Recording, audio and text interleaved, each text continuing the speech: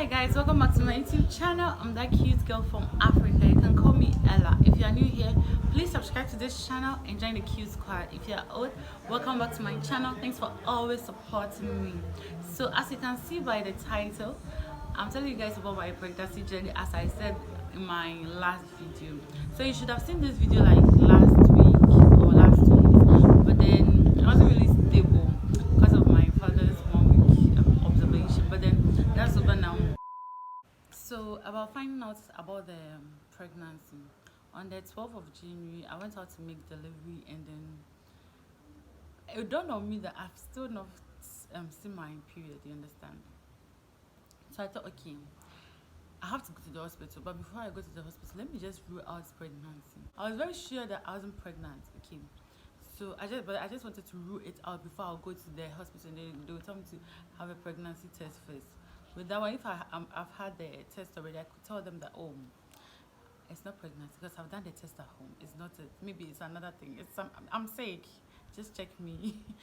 So I got the pregnancy test, like the kit from the pharmacy, and then from the pharmacy to my house, the way I prayed, I said, God, you know, that I cannot be pregnant. Hey, like what will I do? Nah, I pray against any pregnancy in the name of Jesus.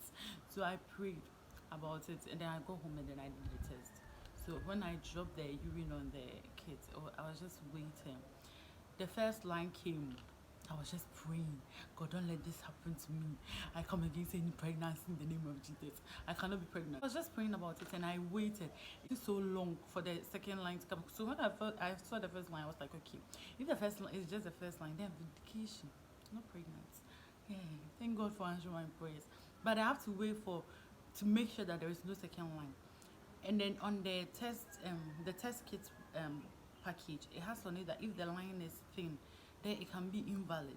So the second line came back, it was thin. So I was praying that, thank God. But then it came deep. The thing that was just thin, it came thick, like two thick lines. I was like, God. I started crying my heart out. I cried and cried and cried. Say, Allah, what have you done? What have you done? My life has come to an end. I'm just dead. How can I be pregnant? I'm not supposed to get pregnant. I'm not supposed to do this. I'm supposed to do my national service. I'm supposed to follow up with my applications and everything. No, this is not what I'm supposed to do. So I really cried. So I called my mom. My mom was not picking up. I called my dad and told my dad to give their phone to my mom because I want my mom to speak something from someone. Because I couldn't tell my dad first. Okay, so my dad gave to my mom, and I said, Ma, me. I was like, Mom, I'm dead. I'm pregnant. Because of how I was reacting, my mom couldn't shout at me, so I do any of those things. She couldn't do that. Because Charlie, I was devastated. And then my mom tried to calm me down, and then she was like, let's talk about it tomorrow. And then she had that. But this is not something I can remain calm about. I cried throughout the night. I couldn't even sleep. I really cried about it before. So my mom was the first person I told. So even though my mom had talked about calming down, I was now thinking about what I'll do, because if I'm pregnant, I cannot continue with my life, because to me my life had ended. Okay, my life had ended. So what am I doing? So I have a friend who is in Sunya and no Wenchi. So I called her and I was like, how much is rent there? And I had not told her yet that I was pregnant, because I was planning my escape plan. I had to run away because I wasn't going to finish my national service. I just thought I was going to stop the national service. I was going to find another place far away from everybody and everything, and I'll live another life. So I asked my friend for about rent and about job and everything, because I was ready to run away. And then I think on the 15th of January, I went to the hospital on the 14th of January. Maybe the pregnancy test was wrong, because I researched, and then they were like, sometimes it could be wrong. So I went to the hospital to just confirm, so I'll be sure that, okay, this is not what I thought it was. Okay. So I went to the hospital, they did the test, and they asked me to go to the lab and then get a scan. So when I went to the lab, the man was doing his day, and he was like, congratulations. Congratulations. I beg, don't congratulate me. My mom was like, congratulations. I was crying. She said, it was like, why are you crying?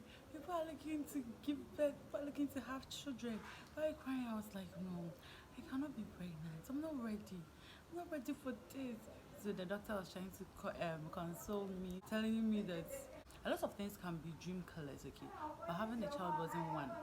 But that wasn't enough to calm me down at the time. So I was still devastated. I was still planning my escape plan, and then I was just ready to go.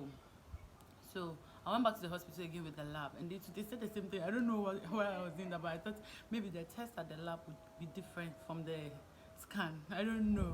I still went back to the hospital. They also told me that I was pregnant, and then I don't know. I think God is the one that made me go to that particular doctor. Okay, because of the things that he said to me. So he really encouraged me. So I was like, okay, we are doing this. But as to whether I was still staying, I wasn't really sure. So that's when the depression began. I became extremely sad to the point that I'll be alone in the room, okay? And then I'll be thinking about everything, like the situation I found myself in right now. And then I'll feel like there is a pool of sadness, and I'm in it and I'm drowning, and there is nobody to save me. And then again, I feel like there is darkness all around, and I'm drowning in the darkness. And I really would like to not drown, but I can't help it. Thinking about it right now, if anybody has ever had to go through depression alone, I'm here to say sorry. Sorry you had to experience that, okay? During the time I was depressed, I spoke to people I shouldn't have spoken to. That's what I think. And then I had people suggest abortion to me. Okay. So there was this particular person that was like, if he knows about my plans, like I have dreams, I cannot have a baby, I have to abort it. I was like, no. When I went to the lab, I heard the baby's heartbeat. He was like, no, it's not a baby yet. It's a clot of blood. No, oh my god, it's a clot of blood. And then I know that I have my plans. Okay, but then the person talking about it to me, like I don't know, I have plans and everything. It was really hurting to me. But then that time, I thought the, the person was just being sympathetic towards me. Then I had other people talking about abortion and even showing me where I can have the abortion. I thank God I didn't.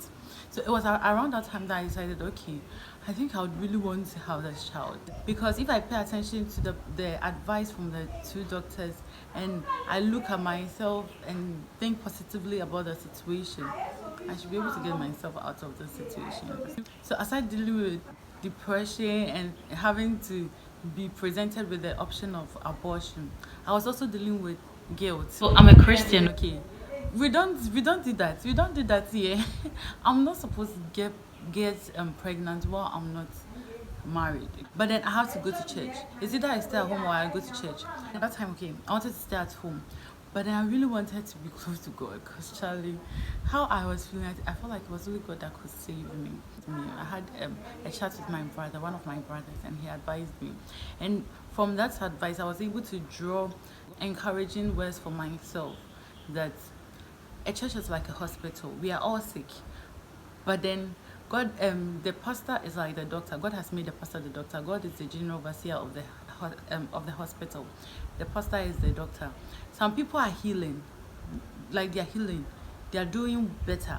So they've made them bishops, or let's say deacons and deaconesses, and then they are the rest of us.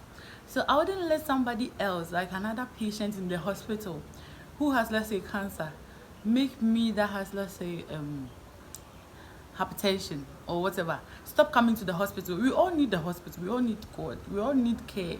So if I stop coming to the hospital because of someone else, then what am I really doing? I'll show you guys our pictures of me pregnant and then going to church. So these are some of the pictures. Even though I dealt with guilt, I went to church throughout my pregnancy. There wasn't a day that I left.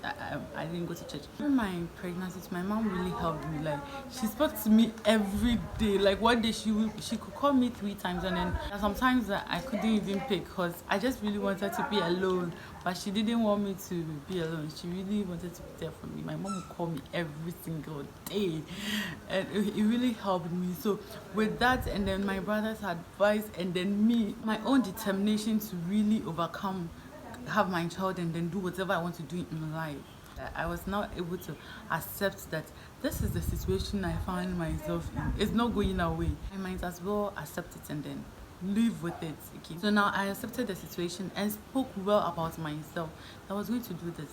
I was going to overcome it. I was going to have my child. And I was going to do everything that I ever wanted to do. Even though I had accepted, it was still not easy because there are days that it will hit you. Like you just be the ish. I'm actually pregnant, Charlie. I now had a book that I started writing about my daily experiences while pregnant, so that in the future I could give to my child. And then I'll write letters to where I'll write prayers. I was doing that and it was really fun doing all of that. And I started taking pictures too. So I'll show you guys pictures of how my belly transitioned. So at the beginning, so I started the pictures from 4 months. I was like, this the 4 months needs to see. Then 5 months came, 6 months came. I began to see the changes.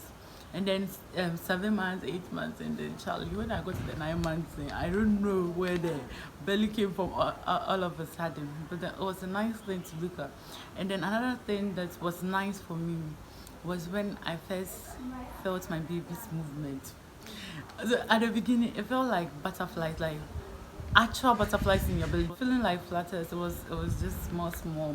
But then it got to a point that it became very strong, more like a kickboxer in my belly. That is too painful, like it's